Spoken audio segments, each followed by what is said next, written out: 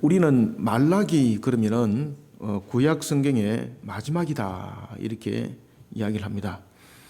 특히 이제 말라기서를 보면은 하나님께 주신 말씀이 굉장히 짧지만은 1장부터 시작해서 이 부분들이 전부 다 내용들이 짤막짤막하게 이 내용들이 전부 다 내용이 전개되고 있습니다. 그런데 굉장히 짤막한 내용이지만은 이 부분에는 굉장히 중요한 내용들을 많이 담고 있습니다. 그리고 이제 말라기는 우리가 역사적으로 본다면은 예루살렘이 이제 재건이 되고, 그러니까 BC 516년이죠, 그죠? 성전이 재건된 이후에 그 내용들을 전개를 하고 있습니다. 우리는 오늘도 기도를 했습니다만은 한 해 농사에 대해서 우리가 항상 감사하는 그런 한 날이 우리가 추수감사주일로 지켜집니다. 추수는 항상 마지막 결실입니다. 오늘 말라기가 바로 구약 성경의 마지막에 대한 결실을 이야기를 하고 있습니다. 그리고 또한 이 말라기는 그 당시에 이스라엘 향한 하나님의 말씀이기도 하지만은 장차 도래될 예언의 말씀이기도 합니다. 우리가 한 해 농사 한번 잠깐 생각을 한번 해봅시다. 농부는 한 해의 농사를 짓기 위해서 열심히 땀을 흘립니다. 그러면 열심히 땀을 흘렸는데 농부가 만약에 결실을 얻지 못한다면 어떻게 되겠습니까? 농부가 상심하게 되고 그리고 낭망하게 되는 그런 일들이 일어납니다. 이스라엘 백성들이 바벨론의 포로로부터 세 차례의 귀환이 이루어집니다. 첫 번째는 스룹바벨을 통해서, 그리고 두 번째는 에스라를 통해서, 세 번째는 느헤미야를 통해서 그러한 포로 상태 속에서 귀환이 이루어집니다. 그러면서 이제 신정 국가의 외형의 모습은 다시 갖춰졌습니다. 그런데 문제가 생겼습니다.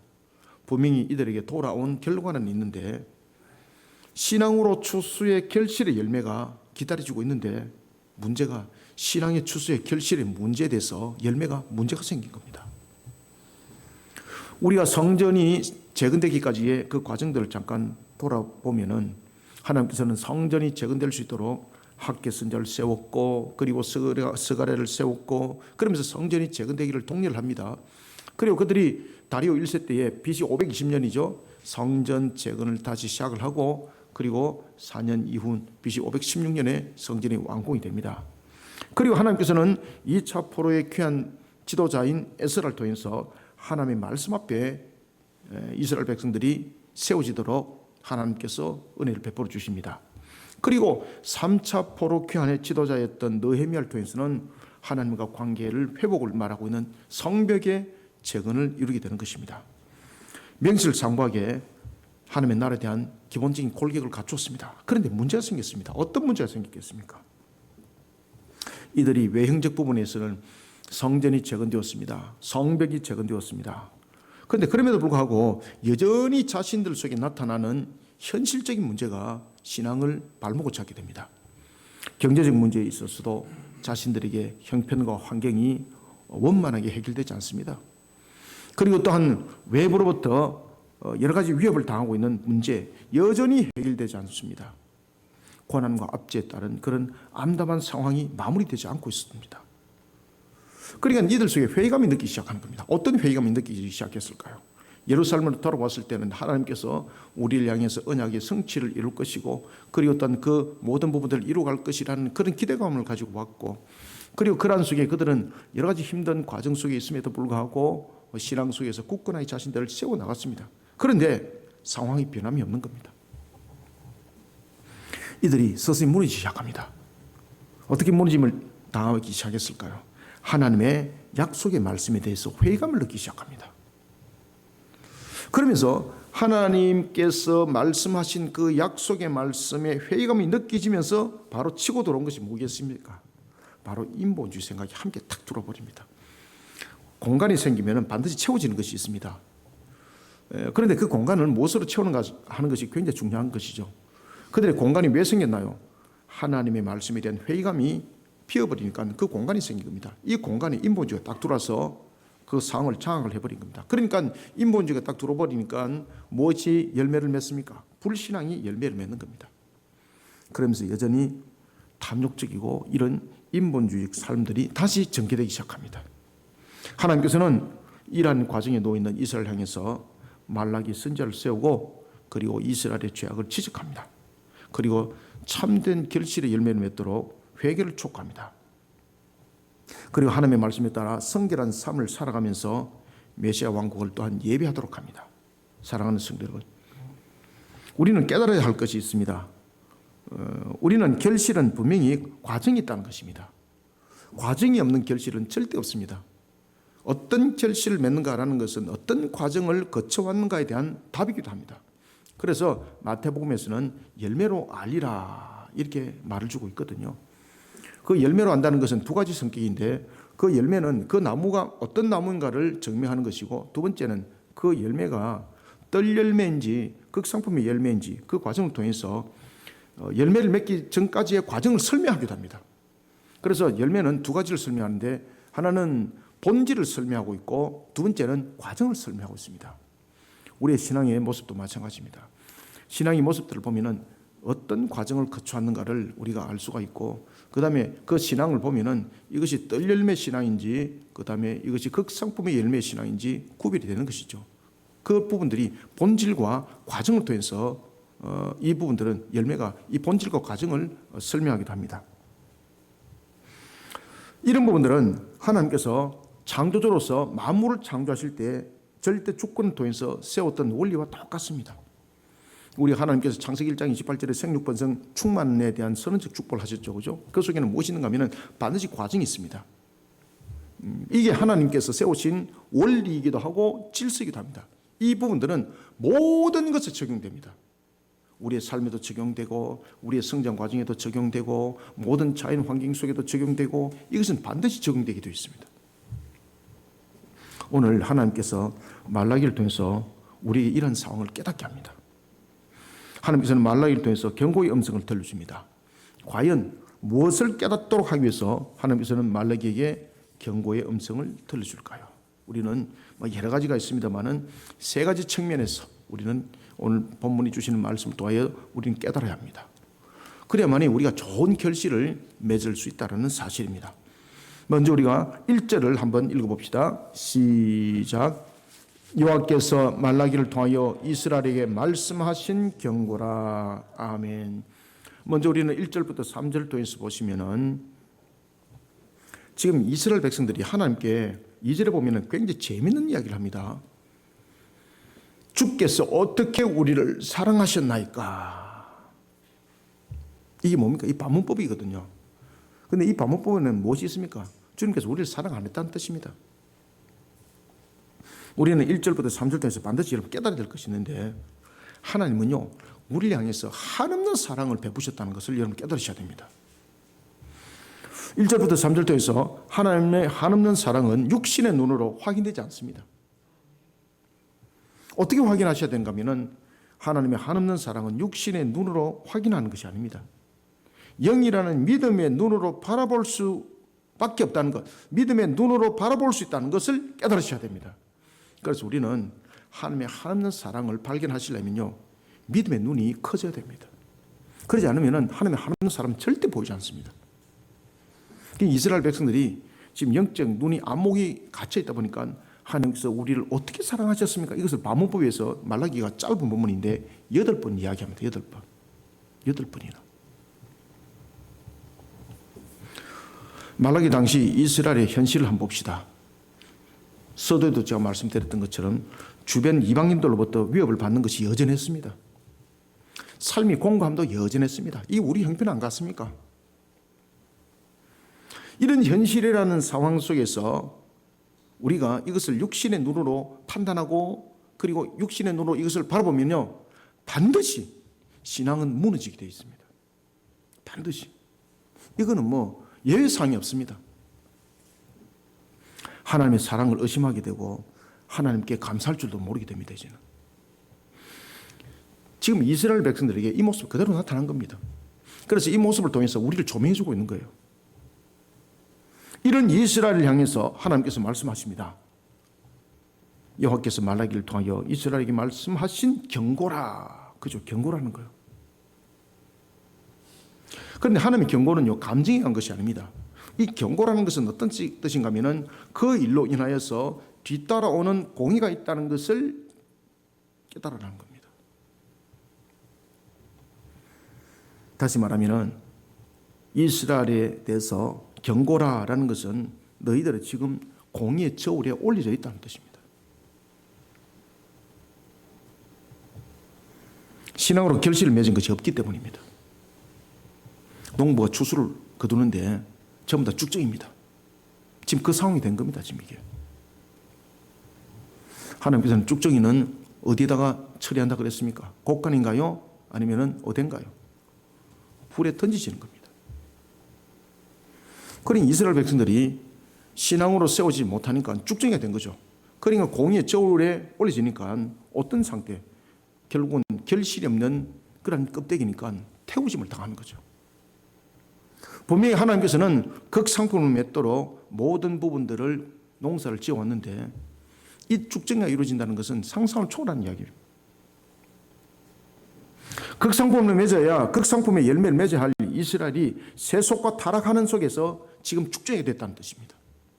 그 과정이 하나님께서는 분명히 씨앗을 심을 때 극상품을 맺도록 열매를 심었고 은혜를 베풀어 주셨습니다.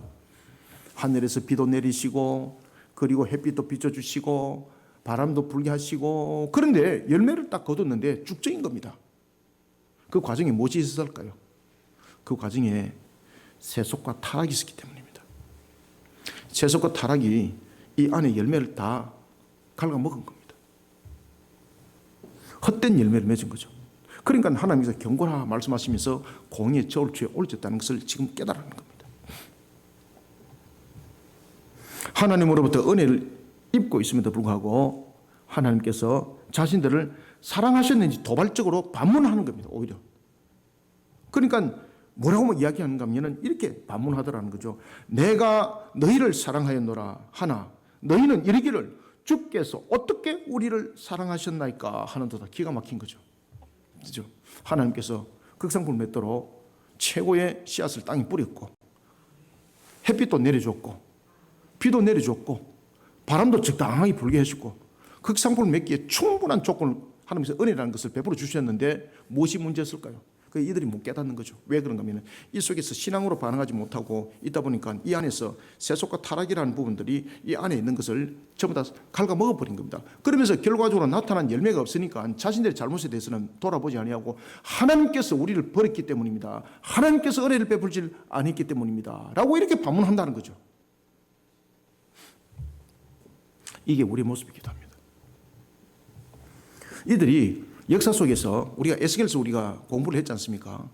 에스겔서 2장 이하에 보면 기가 막힌 사건들이 등장합니다. 하나님께서 그발 강가에 있을 때에 에스겔을 서른이 되었던 에스겔을 선자로 세우거든요. 포로로 끌려온 지 5년 때 BC 592년에 그를 선자로 세웁니다. 그때에 이스라엘 백성들이 하나님의 말씀을 전가하는 에스겔을 죽이려고 합니다. 왜 그렇습니까? 하나님의 말씀이라는 하자 자체가 듣기가 싫다는 거죠.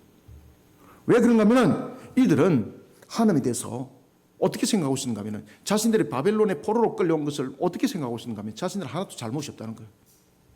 그러면 바벨론의 포로로 끌려온 이유는 하나님이 우리에게 은혜를 베풀지를 아니하고 하나님께서 그 은혜를 거둬왔기 때문에 우리가 지금 이 상황이 됐다는 겁니다.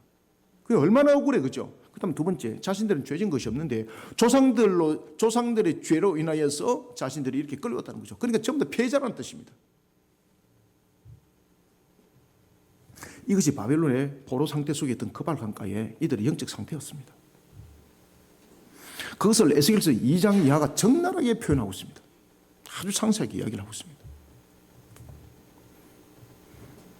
이런 모습이 포로에서 돌아왔을 때도 사건이 딱 터지니까 그 모습이 또다시 나타났습니다. 예루살렘에서. 그러니까 이렇게 반문하는 거예요. 주께서 어떻게 우리를 사랑하셨나이까? 기가 막힌 반문을 하다는 거죠.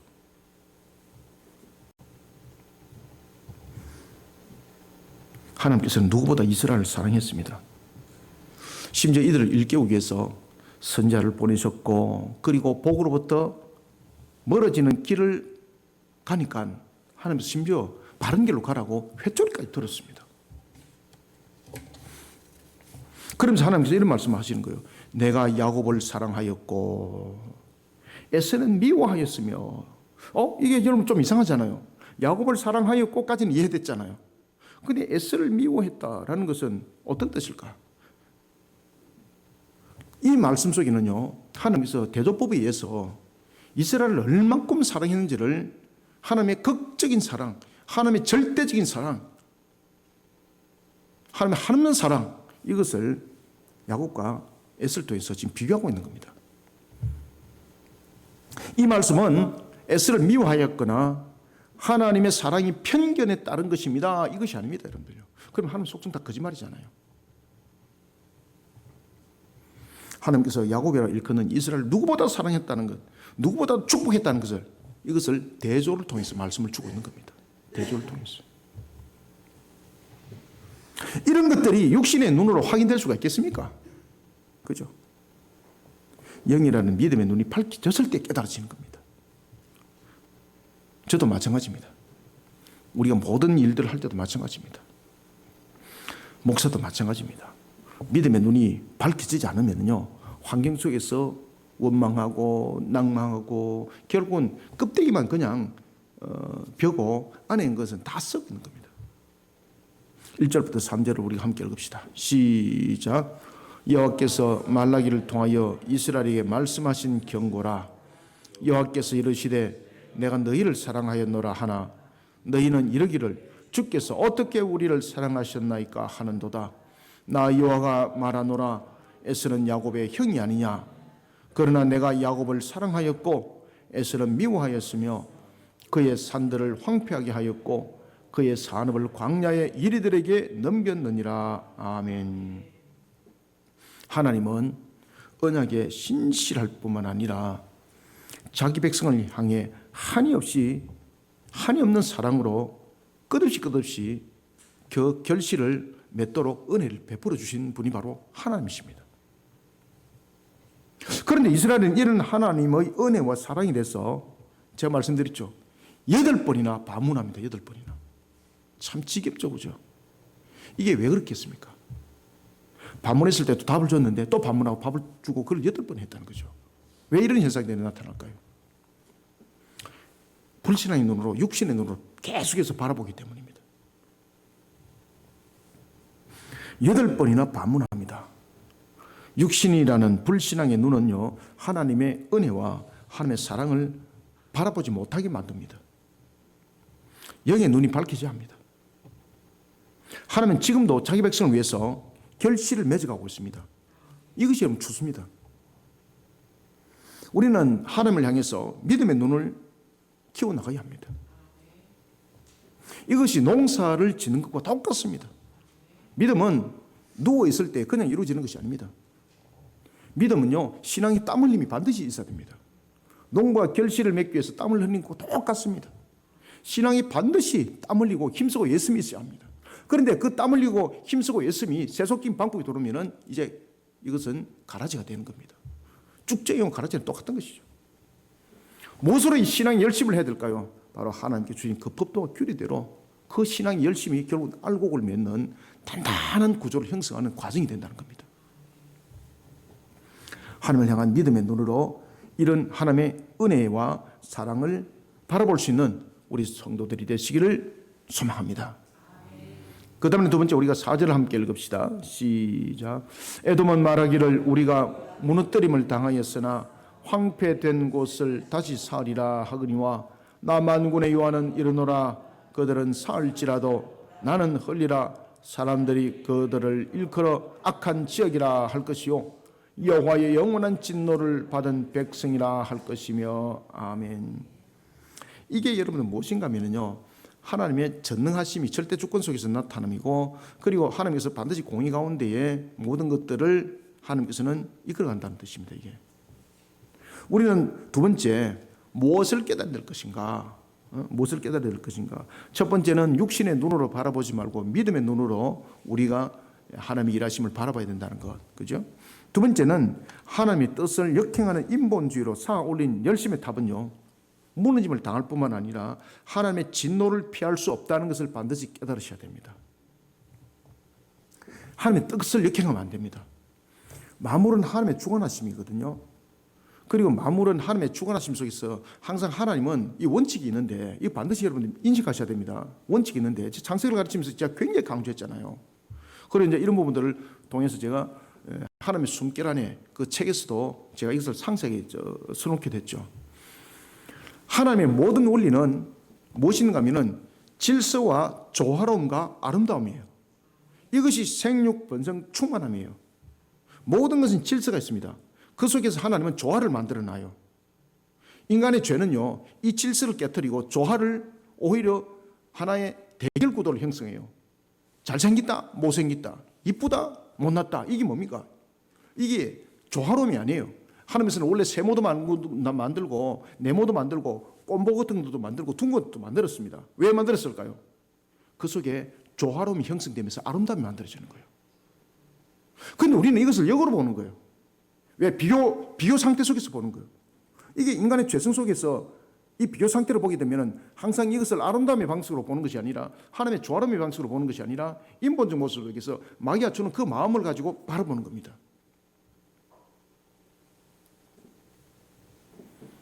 우리는 항상 하나님께서 모든 것에 원리를 세운 것이 있습니다. 질서, 조화로움, 그리고 난 뒤에 나타나는 것이 아름다움인데 이 부분들이 생육, 번성, 충만입니다. 그래서 하나님의 뜻을 역행하면 그 역행하는 인본주의 속에는요, 어떤 열심으로 쌓아놓은 탑도 나중에는 무너짐을 당합니다. 오늘 본문 속에서 하나님께서 그 이야기를 바로 그냥 딱 찔러서 이야기를 합니다. 너희들이 아무리 쌓아 올리봐라 난주에 쌓았을지라도 나는 흘리다. 여러분들, 이게 참 재밌는 이야기 하나 있는데 잠언 6장 16절 난주 한번 찾아보십시오. 잠언 6장 16절을 보면요, 하나님께서 미워하는 것이 있어요. 근데 하나님께서 속성에서 미워하는 것이 아니죠, 그죠? 하나님께서 미워하고 마음에 싫어한다는 것은 하나님의 뜻을 역행하는 거예요. 그것에 대해서 잠언이 7가지를 이야기를 해요. 그래서 잠언은 이제 뭐라고 말하는가 하면 하나님께서 미워하시는 것, 곧 마음에 싫어하는 것이 17가지가 있다라고 말해요. 17가지는 6가지 또는 7가지를 17이라고 그래요. 그래서 그 7가지가 뭔지를 이야기를 해요. 제일 먼저 첫 번째 등장하는 게 무엇일까요? 교만한 눈이에요. 교만한 눈. 교만한 눈. 두 번째는 거짓된 혀. 세 번째는 무지한 자의 피를 흘리는 손. 보십시오. 눈, 혀, 손. 그 다음에 네 번째는 교활한 계교를 꾀하는 혀. 다섯 번째는 악으로 빨리 달리는 발. 여섯 번째는 거짓을 말하는 망령된 증인. 일곱 번째는 형제들 사이를 이간하는 자. 그 자들은 하나님의 공의의 절취에 올려져서 태우심을 당합니다. 이 명심하셔야 됩니다. 이것이 왜 명심해야 되는가 하면, 왜 공의의 불에 태워지는가 하면 이 모든 것이 하나님의 뜻을 역행하는 겁니다. 하나님의 뜻을 역행하는 그 결실 속에서 맺은 그 조건과 원인은 전부 다 공의의 불에 태워집니다. 그래서 세워봐야 헛것이라는 겁니다. 우리가 주술을 맺을 때도 결실이 하나님이 기뻐하는 결실을 맺으셔야 되는 겁니다. 제가 어저께 이렇게 계란도 보내오시고, 여러분들, 이게 제가 어저께 그 아픈 무릎 가지고 하나하나 다 올렸거든요. 올리면서 너무너무나도 내가 감사하더라고요. 살이 있고, 표준으로 맞죠? 그죠? 쌀이 있고, 사과가 있고, 감이 있고, 밀감이 있고. 왜냐하면 우리가 이제 이 추수를 기념하여서 이런 한 해의 농사에 감사하여 우리가 하나님께 올려드리는 예물이기도 합니다. 그래서 신앙 속에서 이것을 이렇게 우리가 함께 고백을 하면서 올려놓는 겁니다. 이게 우리가 하나님의 뜻을 역행하면요 반드시 인본주의가 쌓이게 되는데, 그 속에서 세웠던 탑은요 더 크게 충격을 받고 무너집니다. 불신앙으로 무너진 것을 자기 열심과 주변을 통해서 다시, 그리고 이전보다 더 크게 세우려고 기회를 삼습니다. 이렇게 인본주의를 바탕으로 무너진 것을 다시 쌓을 때에 그 결과, 좋은 결과 나오지 않습니다. 우리는 착각 속에 빠지는데 그것을 우리가 오만 교만 속에서 착각이라고 하는 겁니다. 그래서 제일 먼저 하나님이 미워하는 것, 마음에 싫어하는 것을 이야기할 때 제일 먼저 나타나는 것이 뭡니까? 교만한 눈이죠. 교만. 아시겠습니까? 내가 무너졌을지라도 이렇게 하면은 반드시 다시 복원될 것이야. 그 속에서 하나님을 바라보는 것이 아니라 하나님께서 왜 그 상황을 만드는지를 지금 신앙으로 먼저 무릎을 꿇어야 되는데 이 단계 속에서 없는 거죠. 그러니까 질서, 조화로움 다음에 아름다움이에요, 여러분들. 생육번성 충만하면 그렇게 가는 거예요. 하나님의 법 안에 바르게 세워진 질서가 되어야 됩니다. 자신이 다시 싸우면 되는 줄 착각을 하고 있는 거죠. 그러나 다시 싸워도 소용이 없습니다. 전능하신 하나님께서 다시 무너뜨릴 것이라고 말씀을 주고 있고, 그리고 무너뜨린 것으로 끝나는 것이 아니라 반드시 멸망에 따른 심판이 있을 것을 계시해 주고 있습니다. 4절을 다시 읽읍시다. 시작. 에돔은 말하기를 우리가 무너뜨림을 당하였으나 황폐된 곳을 다시 사리라 하거니와 나 만군의 여호와는 이르노라 그들은 사할지라도 나는 헐리라 사람들이 그들을 일컬어 악한 지역이라 할 것이요 여호와의 영원한 진노를 받은 백성이라 할 것이며 아멘. 절대 주권자 되시는 하나님께서 주관하시는 것을 유한성을 가진 사람이 어떻게 역행할 수 있습니까? 세상은 만화처럼 되는 것이 아닙니다. 결실의 열매가 풍성하였다고 모두가 축복은 아닙니다. 그 결실이 하나님의 뜻을 역행하는 가운데 맺어진 열매와 결실이라면 다음에 반드시 뒤따르는 것이 하나가 있습니다. 하나님의 공입니다. 반드시 뒤따라옵니다. 이걸 여러분들 깨달으셔야 됩니다. 그래서 우리는 성공 지향이 아니라 신앙 지향 속에 가셔야 됩니다.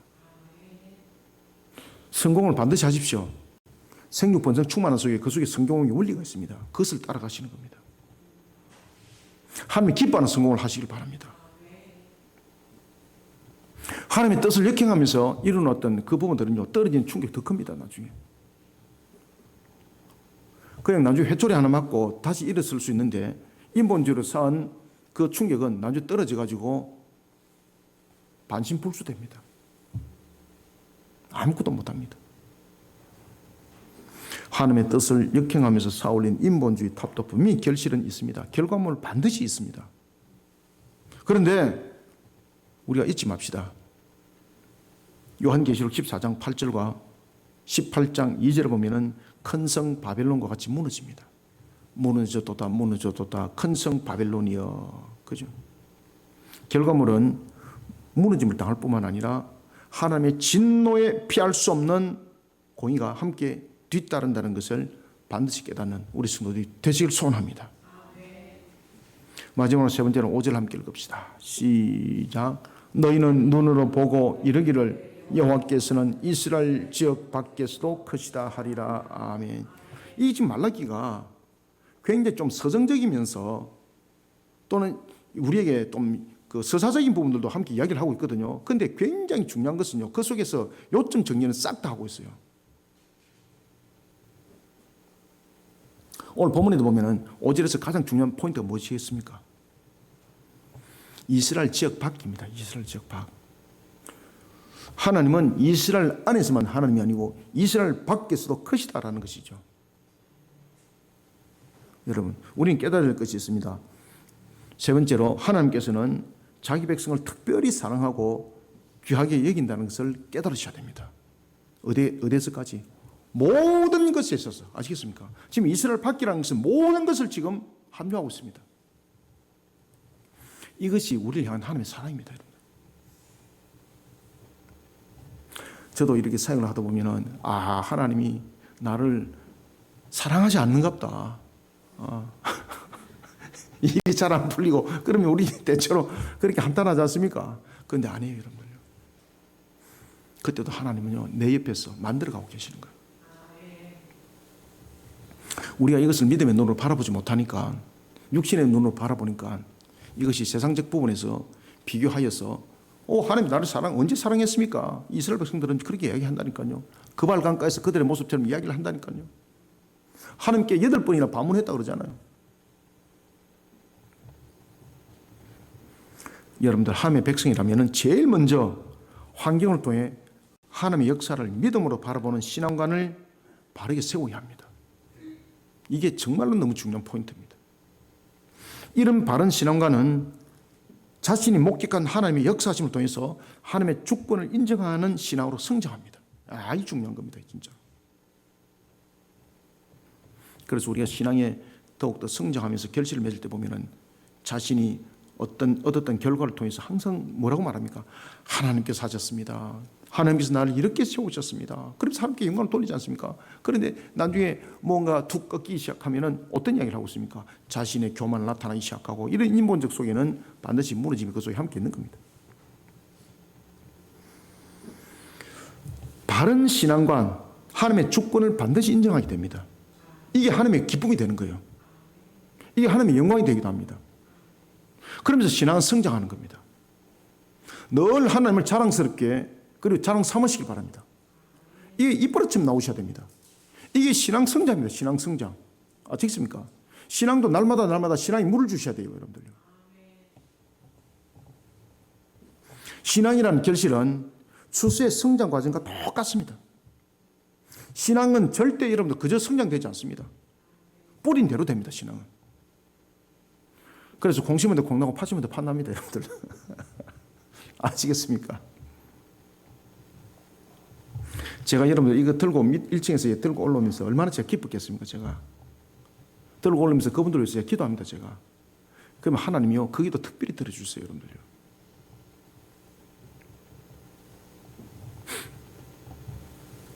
우리가 다다음 주 되면 사랑이 바자를 하잖아요. 우리 교회 숫자로 보면은 사랑이 바자회가 아니라 제가 오늘 새벽에 기도하면서 그런 생각이 갑자기 들더라고. 우리가 대체로 이제 이 바자회를 하면서 이렇게 남인을 섬기고 이러면은 작년 같은 경우도 한 600만 원 정도 이렇게 우리 지역을 위해 섬기거든요. 자, 여러분 생각을 한번 해보자고요. 우리 교회에 예를 들어서 이것을 가지고 우리가 전도잔치를 했다, 뭔가를 했다 그러면은 한 600만 원 내지 700만 원을 그 한 날에 우리가 투자를 했다 이러면은 여러분 어떻게 되겠습니까? 사람들 바글바글 할 것 아니에요. 그죠? 그 중에서 건질 사람도 좀 있을 것 아닙니까? 그런데 우리는 이것을 어떻게 하고 있습니까? 하나님의 뜻을 세우는 부분에서 우리가 선한 사마리아 사역을 이게 사랑의 바자회 속에서 매년마다 우리가 실시하고 있는 거죠. 그래서 우리는 우리 교회 오십시오 이것이 아니고 하나님이 당신을 사랑하십니다. 이것이 우리 표현이고 그것이 신앙입니다. 이런 속에 우리 성도들이 복댕이를 가는 겁니다, 여러분들. 추수는 한 해 농사로 끝나면 안 됩니다. 신앙도 마찬가지입니다. 그래서 우리가 매년마다 사랑의 바자회를 하는 겁니다. 여기 동장이 1년 계획을 잡으면서 각 기업체와 종교단체를 순방을 했대요. 동사무소 제일 가까운 데가 우리 교회거든요. 딱 지나가면서 자기 입으로 고백했잖아요. 다 들었잖아요, 같이. 지나가면서 뭐라고 말하는가 하면 우리 교회 쳐다보면서 아이고 이거 새들어 사는 교회, 이 조그마한 교회인데 아이고 내가 올라갔다가는 내가 보태줘야 되겠다. 아이 그냥 지나가자. 그냥 지나갔대요. 그리고 근데 이제 이런 이제 큰 교회들이 있습니다, 그죠? 우리 교회 바로 좀 더 올라가면 큰 교회들이 있고 또 절간도 있고 하나님 교회 2단 그도 갔대요.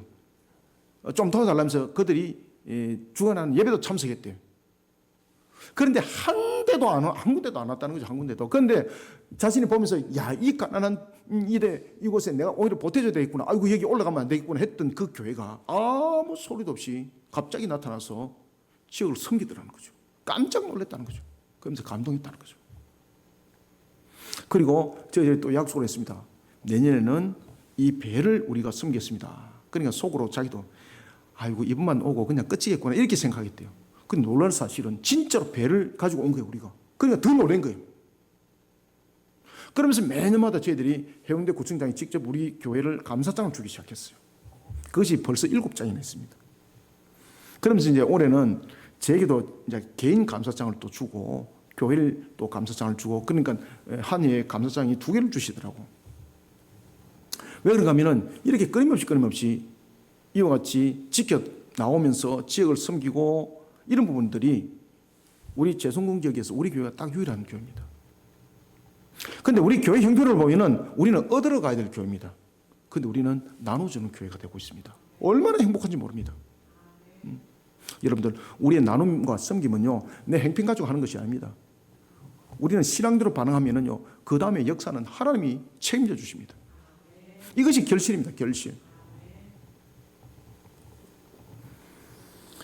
세상은 우리가 살아가는 것처럼 요동을 치기도 합니다. 그런데 우리의 신앙은 요동치면 안 됩니다. 추수가 성장 과정이 있는 것처럼 우리의 믿음도 성장 과정이 있어야 되고, 추수도 한 해 농사 가지고 평생 먹을 수 없는 거지 않습니까? 추수가 매년마다 일어나야 되는 겁니다. 매년마다 땀 흘리고 계속해서 우리의 신앙도 똑같습니다. 어떤 사람들은 보면은 저 사람 과거에는 신앙이 뜨거운데 지금은 완전히 개판입니다, 이렇게 말하잖아요. 왜? 한 해 농사로 그 사람 신앙 끝났기 때문입니다. 한 해 농사로서 풍년을 이뤄서 그거 가지고 그냥 나눠 먹는 거예요. 그냥 그게 평생 먹을 수 있습니까? 못 먹지. 농사를 안 짓기 때문입니다. 왜 그 사람이 그전 신앙과 같이 못할까요? 한번 풍년을 이뤘던 그 만족으로 그냥 주저앉는 겁니다. 계속해서 농사를 지어야 되는데 농사를 안 짓는 겁니다. 신앙의 농사를. 그러니까 그 모양이 되는 겁니다. 제가 지금 말한 거 100%입니다. 그런 분들이 보이면요, 저분이 지금 신앙의 농사를 안 짓고 있구나. 열어보시면 딱 맞습니다. 부지런히 농사를 지으셔야 됩니다. 결실은 농사를 진 속에서 나타나는 거거든요. 신앙도 마찬가지입니다. 신앙의 농사를 반드시 지으셔야만이 결실이 있는 겁니다. 하나님께서는 자신이 택한 백성을 하나님의 형상 가운데서도 특별히 사랑합니다. 특별히 귀하게 여깁니다. 그 중에서 어떤 자? 신앙의 농사를 매해 날마다 지어가는 자들. 정말로 하나님이 사랑합니다. 저도 여러분 가진 거 없지 않습니까? 그렇죠? 육신으로 보면 멀쩡한 데 어디 있습니까? 제가. 그런데 하나님이 저를 사랑하시는 것 같더라고요. 어떨 때는 속삭이기도, 어떨 때는 정말로 제가 잘못했을 때는 정말 하나님의 마치 떠난 것처럼, 제가 정말로 괴로웠습니다. 정말로. 한 2년 동안 하나님의 응답이 없는 거예요. 진짜 울부짖었습니다. 그러니까 난주 보니까 내 모습이 보이는 거예요. 내가 신앙을 심은 것이 아니라 육신을 심었더라고요. 육신을. 그러니까 두들기 맞아도 맞는 거예요, 이게. 제가 탐욕을 심었고 정욕을 심었고, 아시겠습니까? 그러면서 성공지향으로 나갔고 다 돌리기 맞더라고요. 하나님은 신앙을 심으라 그랬는데 나는 역행을 했던 거예요. 그것이 보이기 시작한 거예요. 그러면서 회개 무릎이 되어서 다시 무릎을 꿇기 시작하니까 하나님이 어느덧 눈물을 흘리고 있는 저에게 다가오셔서 눈물을 닦아주시더라고요. 그리고 저를 다시 일으켜 세우시더라고요. 제가 지금 살아있는 이유도 거기에 있습니다. 사람들이 말하고 있습니다. 목사님은 그런 험난한 세월을 살아오시고 그런 과정들을 거쳐오면서 어떻습니까? 그래서 제가 그렇습니다. 오늘도 하나님께서 살려주신 그 하루를 기쁨으로 살아가고 있습니다. 어떻게 하면 하나님 나를 위해서 열심히 살아갈까? 오늘도 그 기도를 하면서 출발합니다. 그럴 때 저는 늘 새벽에 기도하는 것이 딱 한 가지가 있습니다. 하나님, 오늘도 하나님 나를 위해서 어떻게 해야 될지 지혜를 주십시오. 여러분들, 능력은 지혜에서 나옵니다. 육신의 힘에서 나오지 않습니다. 육신의 힘에 의지하고 육신의 지혜를 자랑스럽다 삼손 보십시오. 한 방에 국 같지 않습니까? 신앙의 지혜를 가지고 신앙을 날마다 갖고 가셔야 됩니다. 이런 속에 하나님의 절대 주권이 인정되어지고 이것이 신앙의 성장의 결실의 열매와 함께하게 됩니다. 이 속에 하나님 보시기 좋았더라 이루어지는 겁니다, 여러분들. 말라기 선지자는 외칩니다. 너희는 눈으로 보고 이르기를 여호와께서는 이스라엘 지역 밖에서도 크시다 하리라. 아멘. 너희는 눈으로 보고라는 말은요, 절대로 부정할 수 없다는 확신에 대한 강조입니다. 그리고 이스라엘 지역 밖이라는 말은 하나님의 권능이 미치지 않는 곳은 없다는 말과 직결됩니다. 5절 다시 한번 읽읍시다. 시작. 너희는 눈으로 보고 이르기를 여호와께서는 이스라엘 지역 밖에서도 크시다 하리라. 아멘.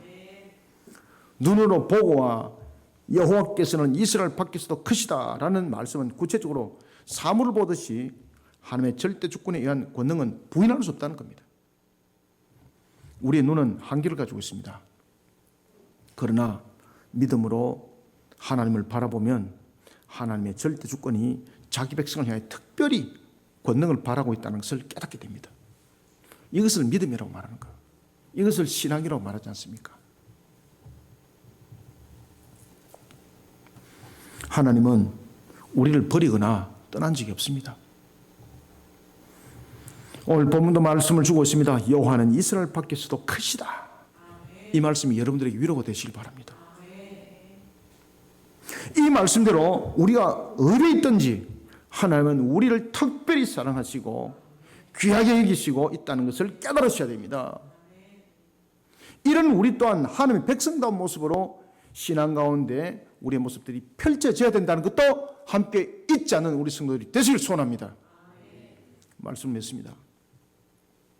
하나님은 우리를 통해서 세상의 결실을 맺어갑니다.